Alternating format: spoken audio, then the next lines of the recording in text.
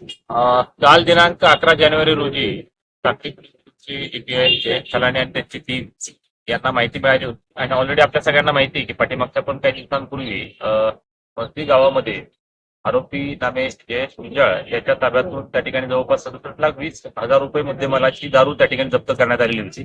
त्याच्याच सखोल तपासाच्या अनुषंगानं जेव्हा सदर जो इसम आहे त्याचं जे शेत आहे त्या शेताची आम्ही जेव्हा झडती घेतली तर त्या धडतीमध्ये देखील आजही एकूण जवळपास 39,27,000 रुपयाचा मुद्देमाल त्याच्यामध्ये दोन वेगवेगळ्या प्रकारच्या ब्रँडची देशी दारू त्या ठिकाणी आढळून आलेली आहे.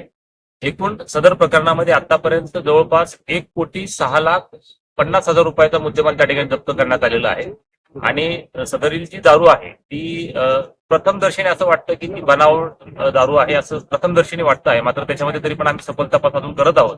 त्या अनुषंगाने कायदेशीर कारवाई पण केली जाईल, त्याच्यामध्ये संबंधित कलमवाढ पण केली जाईल आणि संबंधित आरोपीला अटक करून त्याच्यामध्ये त्याने ते दारू पूर्ण आणली होती आणि परत त्याचा आणखी काय तो डिसिजन कशा पद्धतीने करणार होता याचा तपास ठाकरे पोलीस करत आहेत.